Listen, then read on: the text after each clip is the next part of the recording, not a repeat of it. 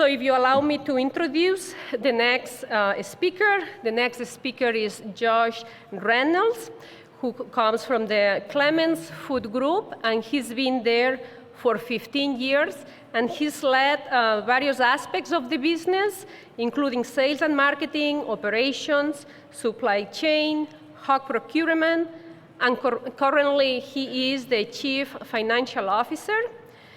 In addition, Josh was part of the team who partnered with independent hog producers to build and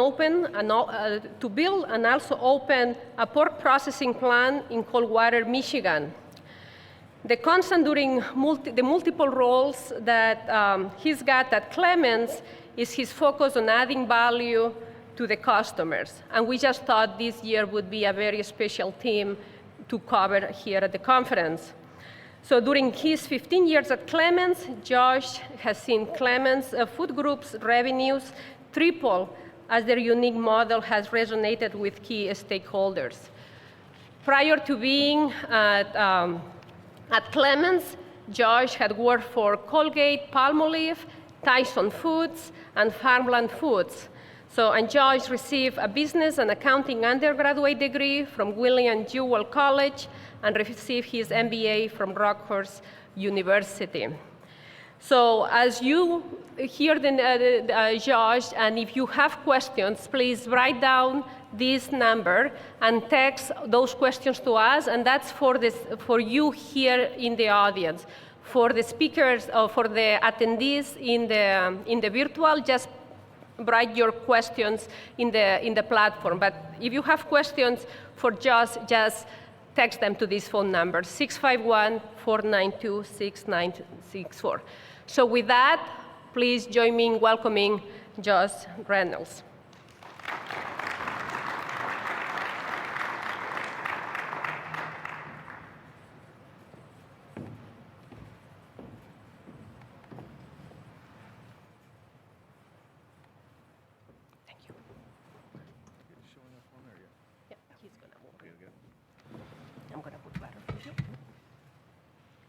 And you can advance with the slide advancer or this, whatever you use.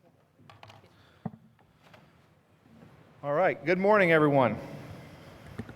Thanks again for having me here, and thanks for the introduction, Monsi. And today we're going to introduce you to the Clemens Food Group, kind of talk a little bit how we go to market, and even some of our approaches to some of these kind of more controversial things that's going on out there, like Prop 12 and other things. And most importantly, if you have any questions, feel free, please ask them, because that's a big part of the day, is to answer any questions. Hopefully we can kind of help connect this group a little bit closer to the consumer. So Monty introduced myself, and yes, I have worked in I've led almost every part of the business other than hog production. So if the questions are related to hog production, I'm probably not the best one to answer it, but I'm pretty familiar with the most other parts of the business.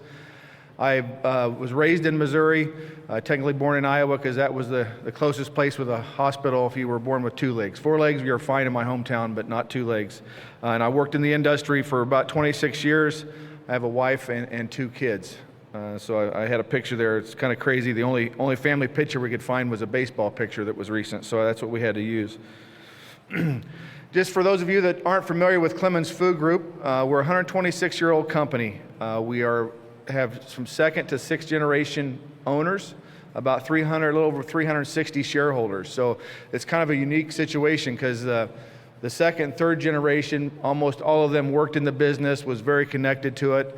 A lot of our 5th generation is removed. Some of them live far away, haven't spent much time in the plant, so we kind of have a unique spectrum of shareholders, some that are very familiar and some that we have to do our best to educate. We say we want to try to earn the right to remain private every day for our shareholders.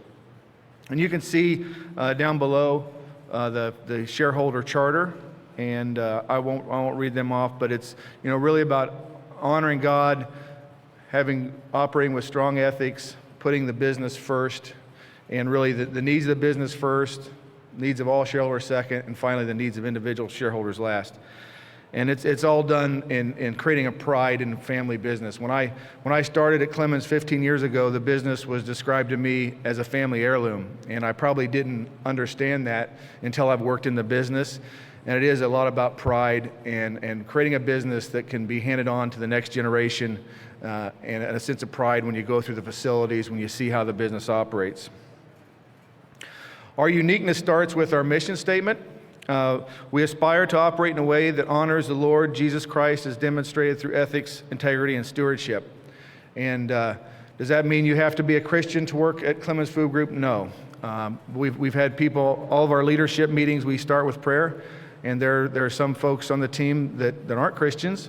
And at first they were kind of, stepped back by that. But then they quickly align to the values, because it's about praying for our team members, anybody that has stepping on unfortunate times, being thankful for the many blessings.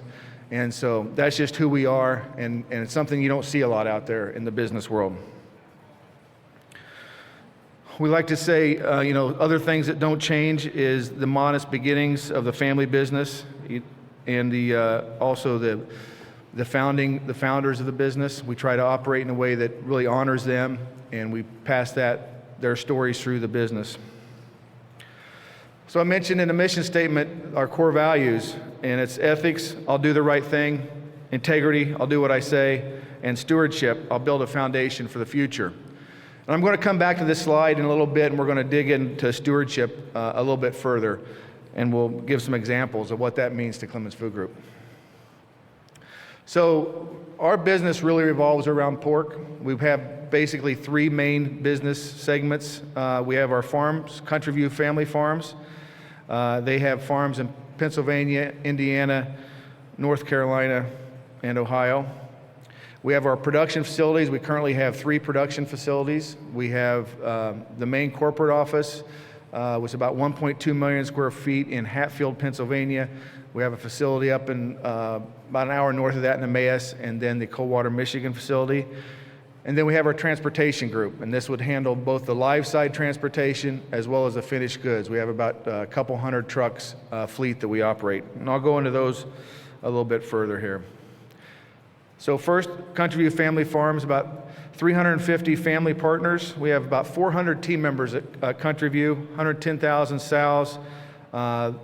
We're committed to the 100% open pen by 2022, and actually our whole system, not only Country View, but all of our producer partners as well.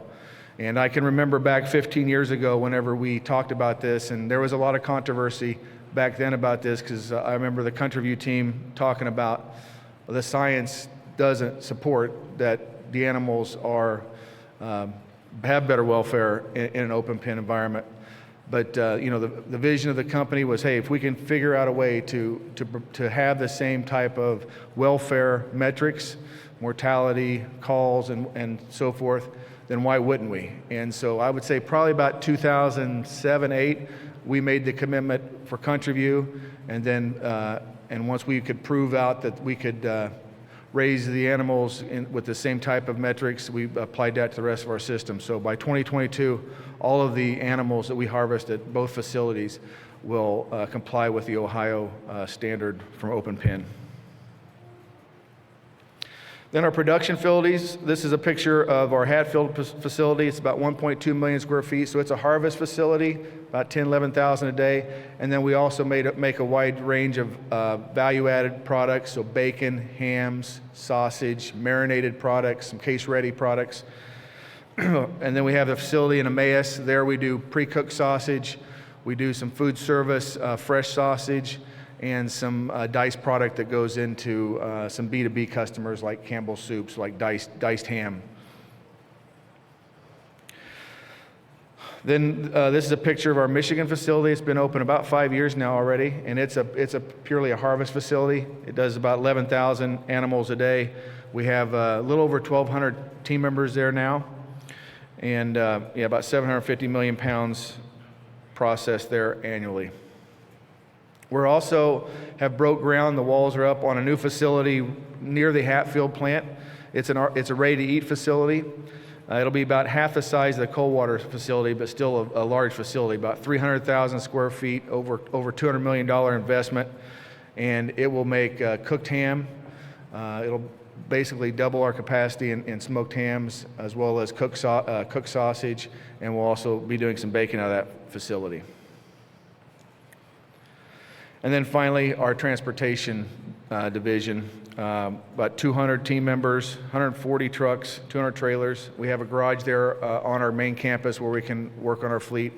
And we're basically, in this business as a necessity to make sure we can provide good service to our customers and not completely rely on third-party carriers to get our products to customers.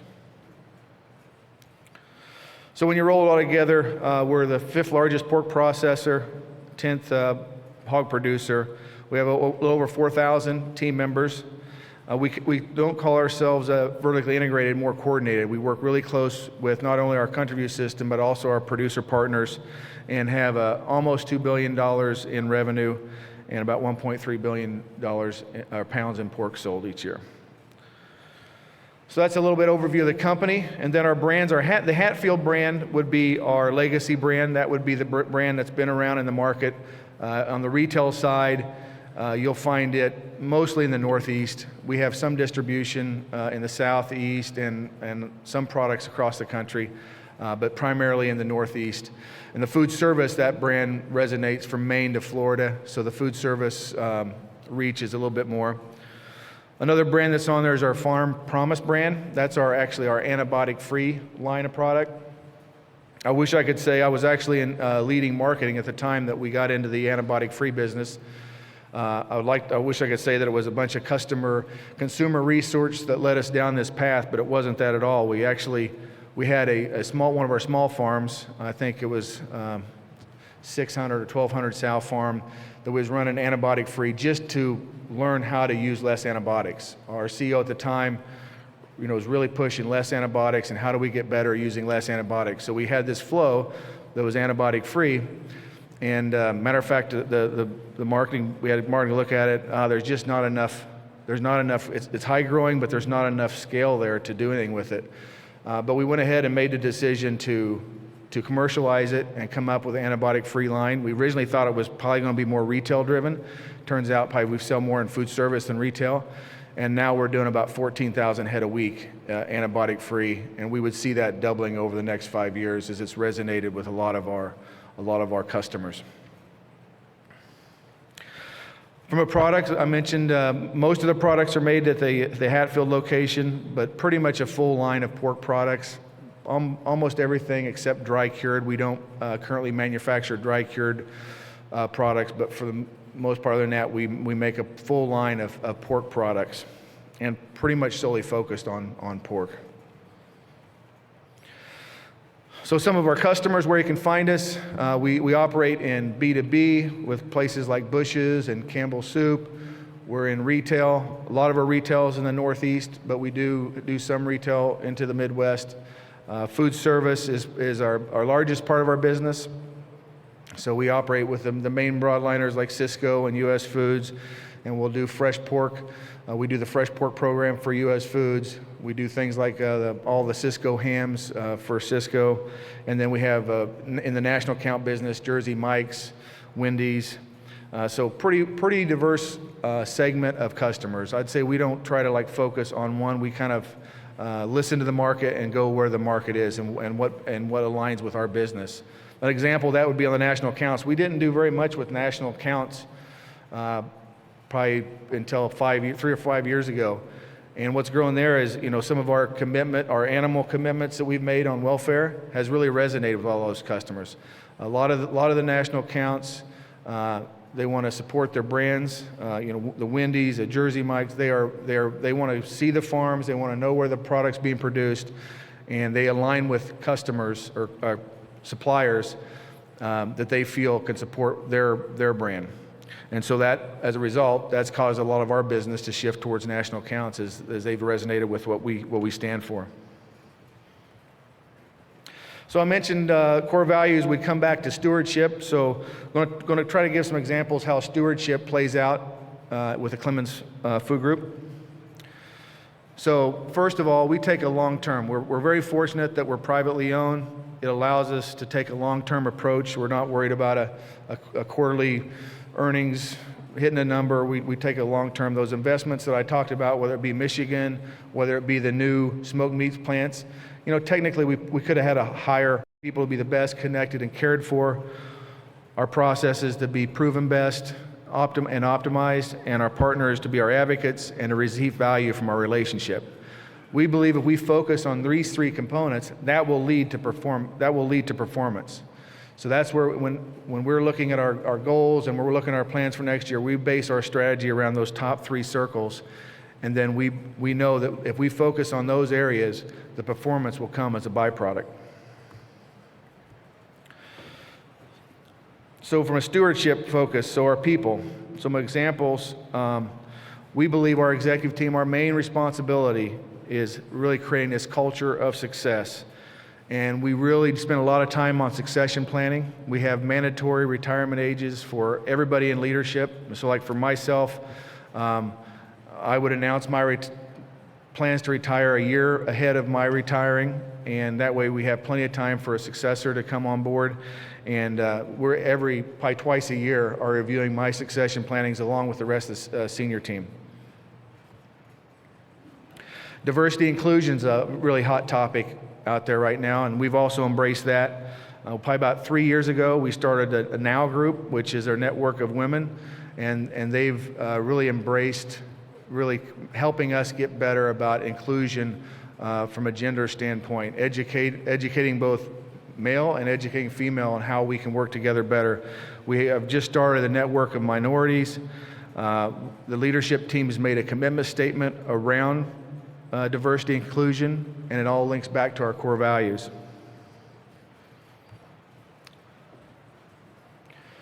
And then our communities. We're not in the news a lot on giving to charities. It's just about, kind of goes back to some of those beginning slides about who we are.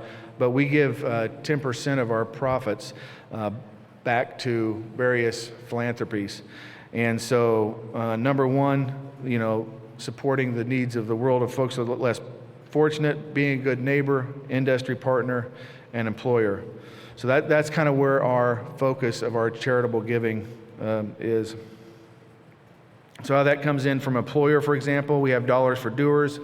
So if you support charity and spend time, we will donate to that charity. All of our leadership's required, I say required, encouraged, but everybody is happy to do it, to be on non-for-profit boards.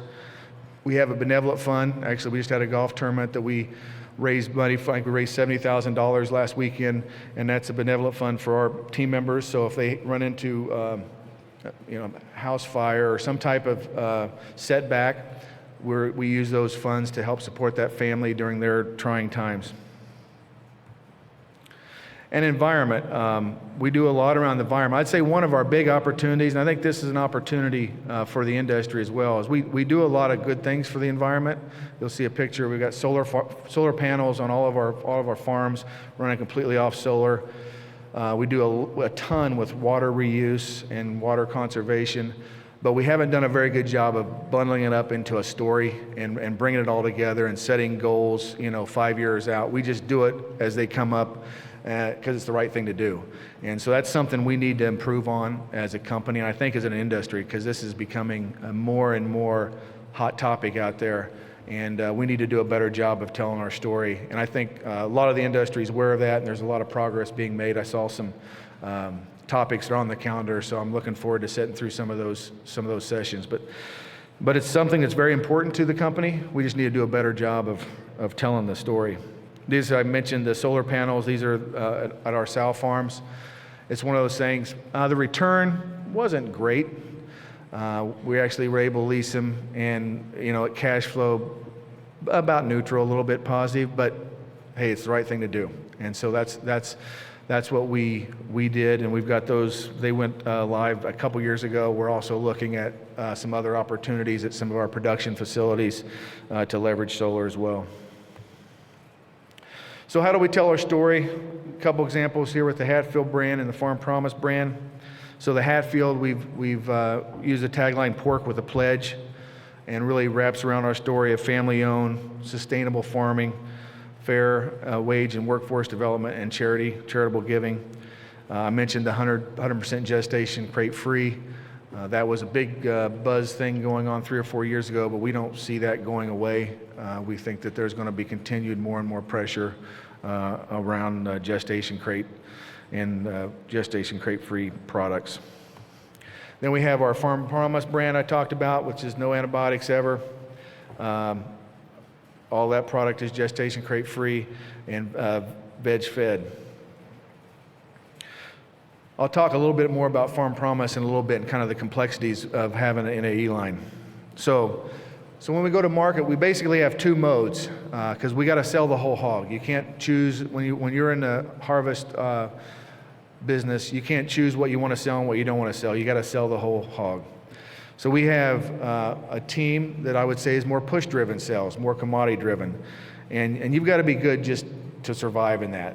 Probably 20 years ago, hey, if you good quality and good service, you could really differentiate yourself. Today, that's the table stake. Everybody's got good quality. Everybody's got good service. So it's a pennies game. So aligning some of these attributes as far as animal welfare, hey, it might not bring a penny more in the market, but aligns yourself with customers that align with your value and that you can, I guess, survive with, that aren't trying to pick you apart. But it's all about efficiency.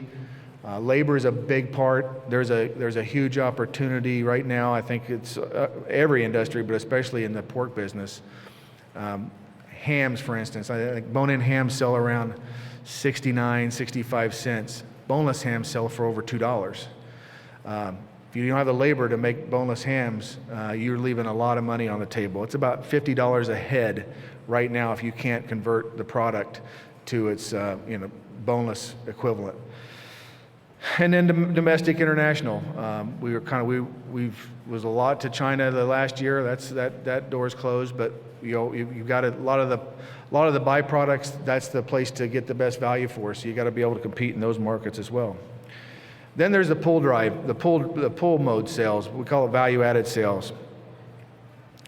So in this model, our go-to-market is about adding value to the customers. How do we make our customers more money and their lives easier?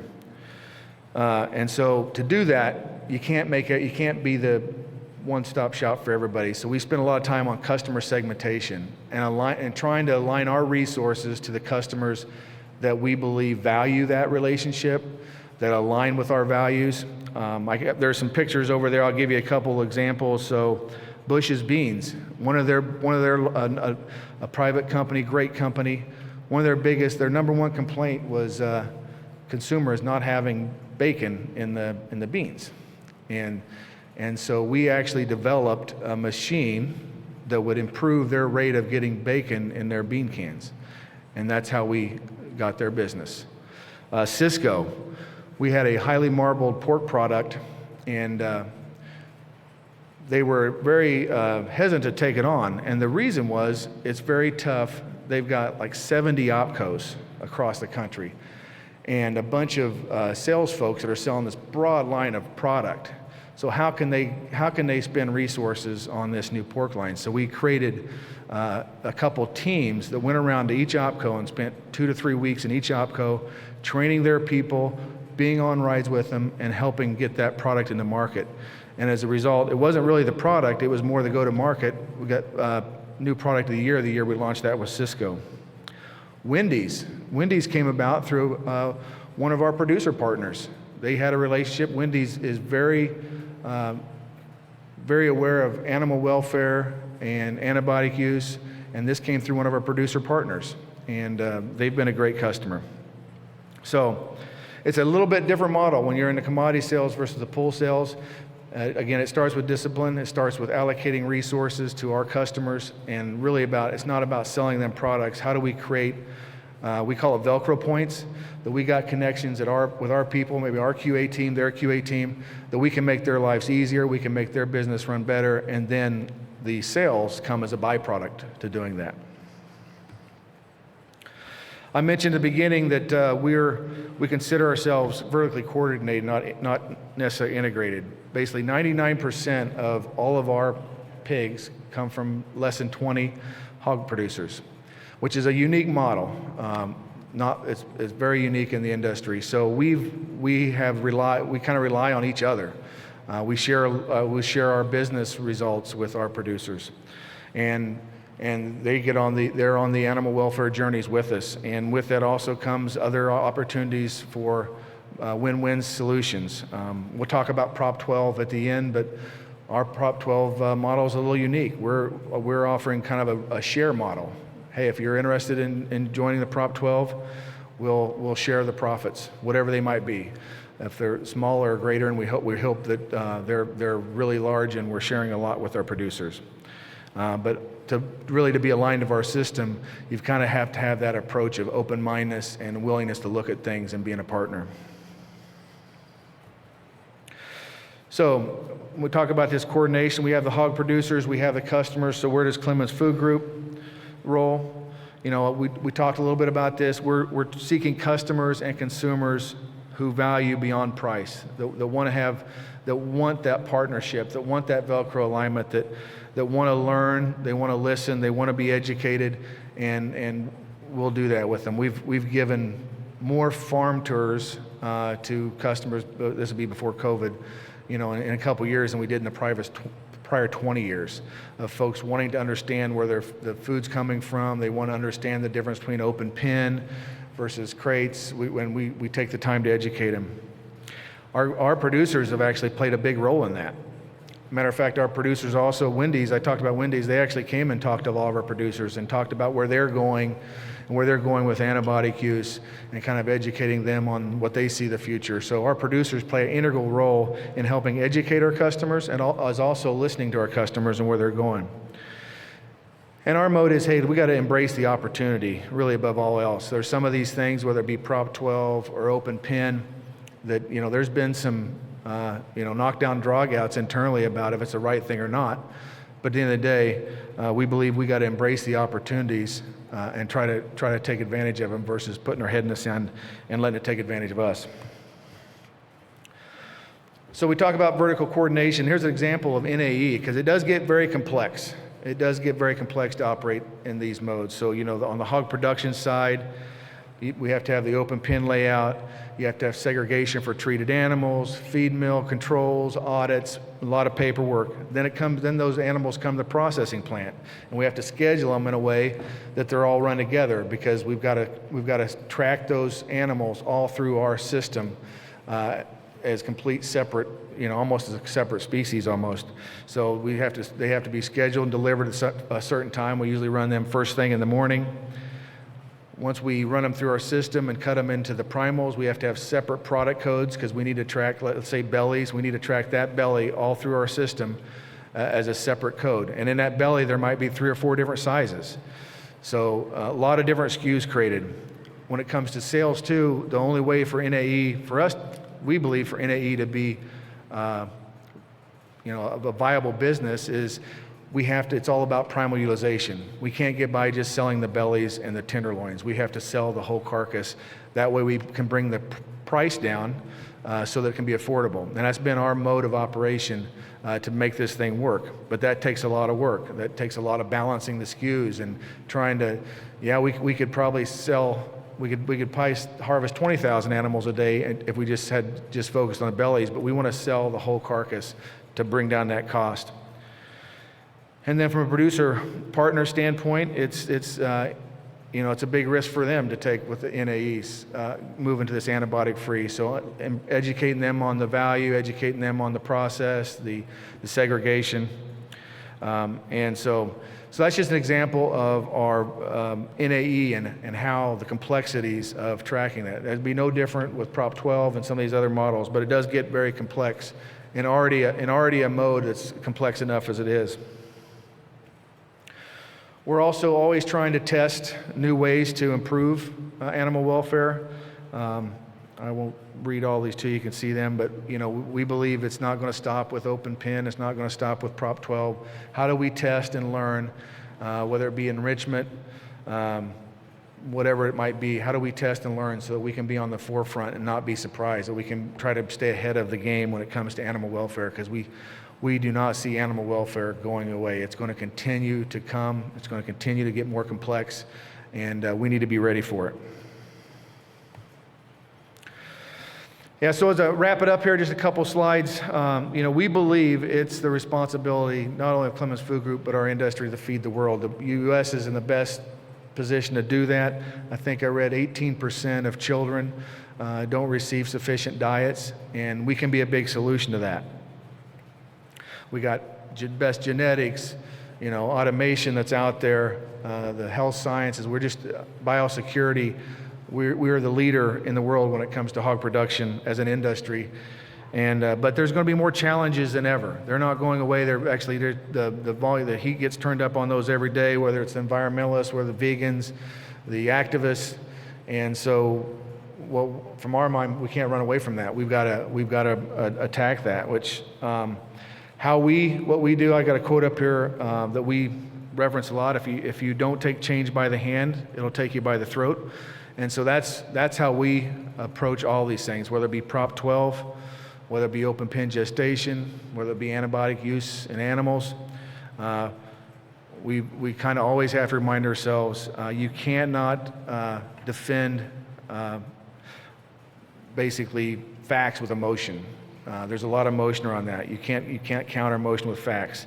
Doesn't mean we can't educate, and educate's not important. But to think that it'll solve it, we just don't believe that's the case. That you've got to recognize the emotion. So what we do is we try to embrace these opportunities. We try to be a positive influence by embracing the challenges and ask why not.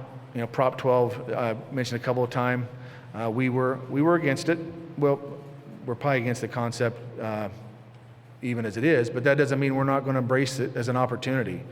So I think we've got about 1 million market animals that are lined up to be Prop 12 by January 1.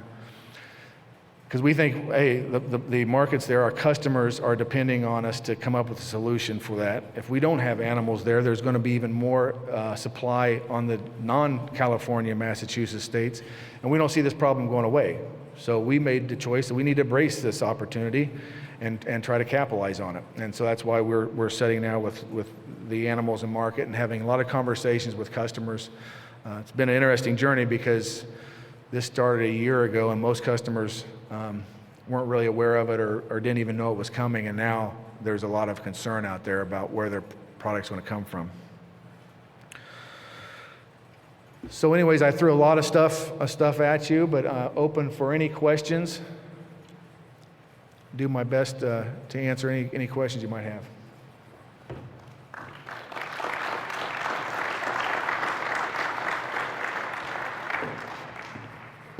Stay here? Okay. Just stay.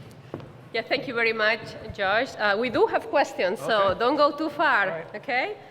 And please, as you think about more questions, use the phone number 651-492-6964 and text us those questions.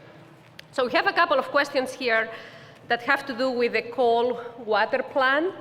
And you talked a little bit about it, but one of the questions was that we understand that the producer investors in the cold water plant were bought out during COVID. If you could elaborate. What? Were bought out. Okay. Yep. If you could elaborate on that, what happened, and is this a model you would like to continue pursuing in the future? Yeah, I would say, bought out's not really the right term. We have a unique model. There was a equity component of that, and then there was basically a profit sharing in the company. And we wanted our producers to be in a mode to be able to expand and whatnot. So we basically returned the equity, but still kept the same incentives as if the equity was there. So it was more returning the equity, but our commitment to share in the profits of the organization still exists. So it's I wouldn't really call it bought out. It was kind of as we talked to the group, we felt it was a better way because we were committed to sharing the successes of the company, and they could use the equity to grow the business. So you talk about also one of your core values is people, right? And I remember when we visited your company, Craig had told us about some of the strategies that you had put in place recently to in some way retain people. because that seems to be one of the limiting factors in many places in the industry. Could you elaborate a little bit more some of the latest efforts you've done on that? You bet. Yeah, we talked a little bit about the value of labor, and boy, 3 or 4 years ago, if we were putting a new bacon line in or going to increase harvest, we were more concerned about the sales side. Hey, what's the plan to sell the whatever it is we're putting in? And now that's not the concern. It's more about how we're going to staff that. So people is really our main limiting factor for growth now. So we operate, we call them company initiatives. So every year, as we look at the next year, we'll set up our main initiatives. They might last a year or two, and so this year, people is one of our 2 main initiatives, people and then the building of the new facility. So we've created a separate team that's all around, and the leader of it's actually from marketing. So we wanted to get somebody kind of not operations and not HR that could bring some fresh perspectives. So we're looking at a lot of different things, and it all starts with creating a better team member experience. And so it started with hours and hours of meeting with team members, understanding how they felt about things, what can be improved. And there were some simple things like more microwaves in the cafeteria, just little things. Because you could look at it as, well, it's a microwave. No, it's a warm meal. And if there wasn't enough microwaves, then they were rushing through lunch. So there's simple things. Better parking for new applicants. As we looked at it, it was kind of tough. So you come into this big facility with thousands of cars in the parking lot, and you're just overwhelmed right at the beginning. And we're actually going to create a whole new, we're going to redesign one side of our building to be all about the new team member when they come in, from that whole experience, from when they apply to when they onboard. We redid our onboarding program. We used to have a day, I would say, we told them all the things that they could do wrong to get fired, basically. If you don't show up, and we've changed that whole mindset. How do we get them excited about being a part of the company? So now we give more team testimonials. We talk about diversity and inclusion. We have people that come from the floor that have grown through the different levels, and we talk to them about the company. It's not a job; it's a career. We're also doing a better job of trying to align workers to what they're most likely to be successful at versus where we need them. So we do different tests around strength and some of the things, so we don't put them in a job that they're not capable for doing. So that'd be an example. It's a journey. We got a long ways to go. We're looking at other ways of giving time and talent to helping people with different. So we have attorneys, and we have team members that probably could use their help. So we're rolling out a way. Hey, if you need help, we've got resources to help you. So there's a lot of different things we're looking at. It's a journey. We don't see this going away anytime soon, but it's going to be the key. The key obstacle for us to be successful, for the next 10, 20, 40 years is figuring out the people side and making it, the experience the best it can be. And I understand you also went through some salary increases for Yeah, as well as with the industry. Yeah, well, I'd say our wages have gone up about average $3 to $4 an hour, which is significant. You convert that to a per head basis. It's a lot of money, but need to do that to be competitive. It is tough work in the plants. If you can get $15 an hour at McDonald's, and we need to be $6 above that to provide incentive to work in the environment. So yeah, we've done 2 different waves of increases, and they've been well received by the team members. Another question, is Clemens anticipating a slowdown in rail speed next year? And if so, what ramifications would that be for the partners? If you're anticipating a slowdown in the rail speed in the plants? Yeah, so we've been impacted a little bit on the export. I guess the good news or the bad news, China's already slowed down quite a bit. So I would see, normally that would cause byproduct values to decrease. The one thing that's offsetting that now is a lot of the biofuels and a lot of greases and stuff are offsetting that. So I don't believe there'll be really any impact in the near term. But for the most part, the rail backup hasn't affected us too much largely because we'd already stopped selling a lot of stuff to China that was being sold there before because of their growth in numbers over there. Will Clemens handle Prop 12 pigs in the same way as you handle the antibiotic-free pigs in the plants? Yeah, so it'll be very, very similar. We will schedule them to run at certain times. They'll have separate product codes for every stage as they go through the plant. So, if you take, say, hams, they'll be all done in a separate group. We actually have a classification for them in our system. They'll go through our cut floor. As their size, they'll have their own Prop 12 SKU.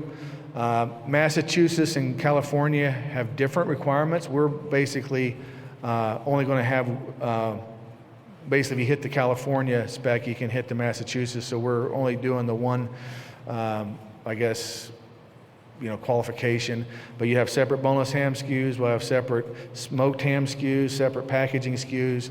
They'll have a different finished goods code. Right now, our plan is not really to do anything labeling-wise with the product because we want to kind of see how this all plays out. But the box itself will have its own product identifier so that we can trace it all the way to the customer and know that it came from a Prop 12 sow farm.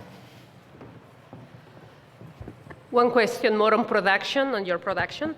How close are you to your goal of having a 100% open pen? Yeah, good question. We're well on the way. I think we're at 87% right now, and we reach out to our producer partners, and they share where they're at. When we made that commitment, 5-6 years ago, we didn't know how many would be up for the journey. I think 100% of our suppliers have made the commitment and have construction underway to make the transition to open pens. So we're well on our way and don't really have any concerns about hitting the goal. So we have a question for the virtual audience, and the question was about giants like Wendy's, Cisco's, Bush, and then Google. How is Google related in the conversation? Yeah. And maybe you can also speak about the relationship with Facebook, which I'm not sure about. Yeah, so it's a little bit, so the Google, so it actually came, believe it or not, I think the lead came from more of an activist side, recommended us to a potential customer. And they basically serve a lot of the restaurants that are in different businesses, so Supreme Court, college universities, and Google. So we wouldn't have talked directly to Google, but basically this customer was very interested in animal welfare. So we took them through our farms, we took them and kind of explained the different systems and also the NAE. They aligned with our farms and our antibiotic-free statements and where that was going. And so they took on our product line at all of their customers. Google just happens to be one of their customers because they're in probably a little more higher end establishments, some of the nicer colleges out there, and a lot of Silicon Valley's restaurants. So that's our Farm Promise brand that would be served in those customers. A question about threats that may be forthcoming. So I would like to hear more about your vision, or how do you perceive fake meats, and do you see it really as a threat to the industry, or how at least your group is preparing for it? Yeah, that's a good question. We've talked about that quite a bit. I mean, I would say it's something we want to pay attention to. We don't want to ignore it. But right now, we think the need for protein and the growing need for protein, that there's enough for both to compete. The one way what we have done is we come up with a blended program. So we're not going to, at least right now, our plans are not to do much in that segment. We have come up with a blended program that can hopefully meet the needs of some of the consumers that are looking for kind of a hybrid. So we have a ground sauce, a ground pork, and mushroom flavor that's out there right now. So it's got real mushrooms and ground pork, and that just launched like a week or two or so. So we're kind of trying to play in the middle. It's something we want to keep our eye on because we know that it's out there, but we think right now that there's enough demand that both can compete and we can do well. And so we're continue to focus on more the pork side, but we're keeping our ear on it. Maybe a couple more of questions? You bet. Yes. We got a lot of questions, by the way, so thank you so much. How do you establish price of hogs in your vertically coordinated system? Is that something you can make some remarks? Or? Yeah, I mean, I would say it's ever changing. I think I saw there was a session on price discovery, and I don't know when it is. I'm hoping I can set through it because it's one of the things where it's always evolving. The cash market sure doesn't seem like it's the place to go.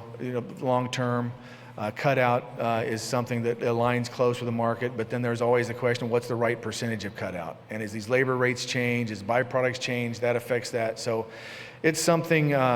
It's changing. I wish I could say we have the answer and here's the formula.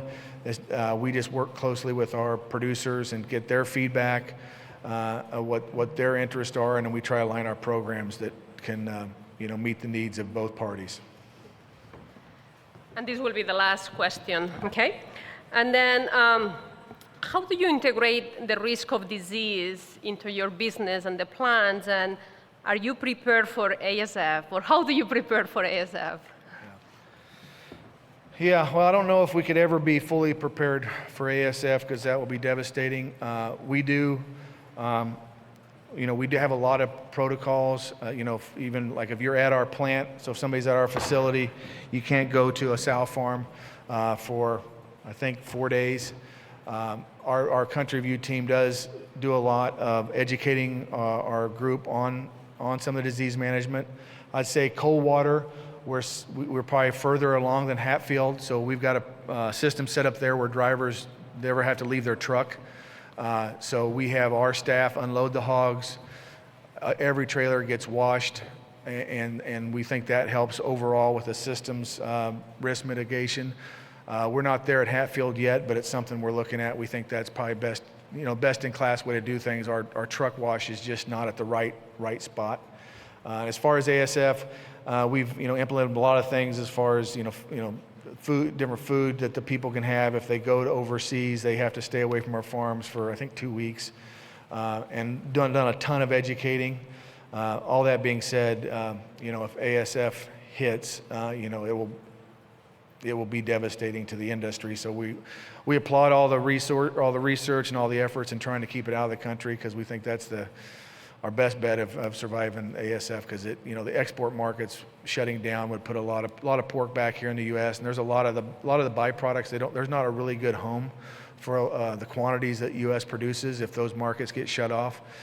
So it would be a devastating thing. So we're just kind of doing all the same best practices that are recommended and crossing our fingers and praying that it doesn't hit the U.S.